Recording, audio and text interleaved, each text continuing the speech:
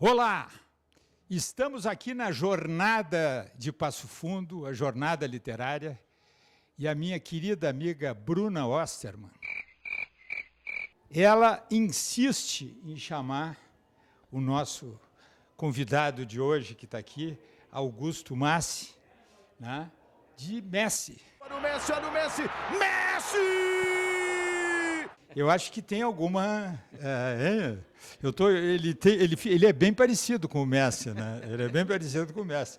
E é um cara que tem muita habilidade nas coisas que faz, né? E formado em jornalismo, poeta, crítico e editor, com ênfase na poesia moderna. Tá certo assim? Certíssimo. Então ela acertou no Messi e acertou na... Eu agradeço particularmente pela menção ao Messi, que inclusive eu sou um fã de futebol, eu quase fui jogador de futebol.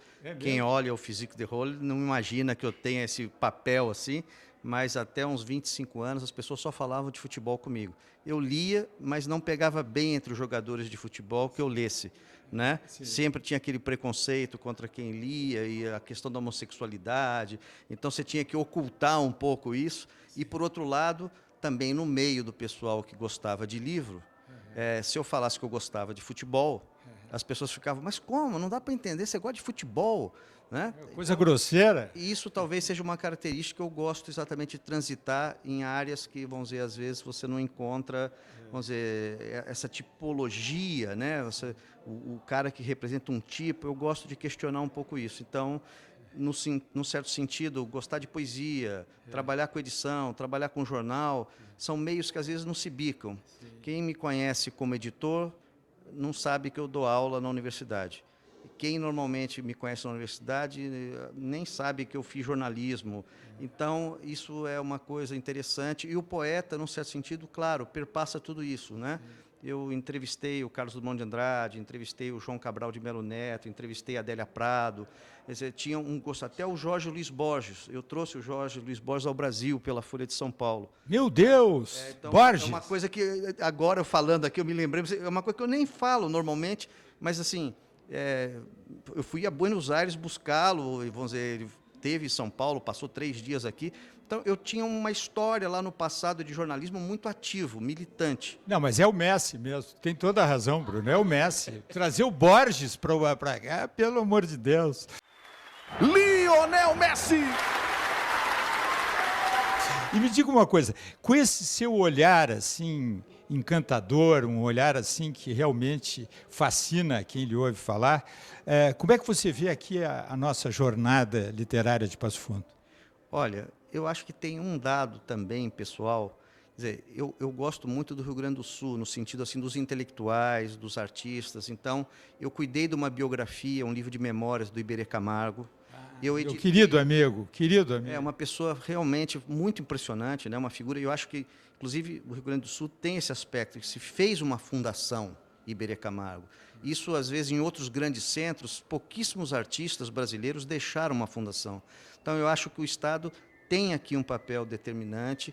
Outra pessoa, que foi o Raul Bopp, eu fiz as poesias completas, e mesmo jovens autores, como, por exemplo, um Vitor Ramil, eu publiquei quando eu trabalhei na COSAC e na IFE, a Angélica de Freitas. Então, eu tenho um vínculo realmente aqui com o Rio Grande do Sul, no sentido de ser um paulista que procura dialogar com outras regiões do país.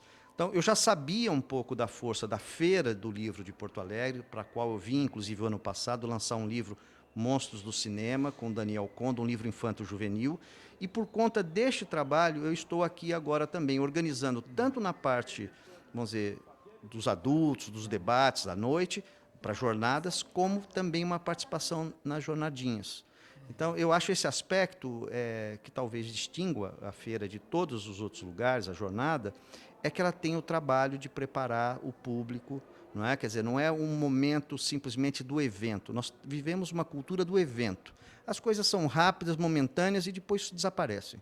Quer dizer, aqui a gente tinha uma longa continuidade, o evento tinha uma permanência.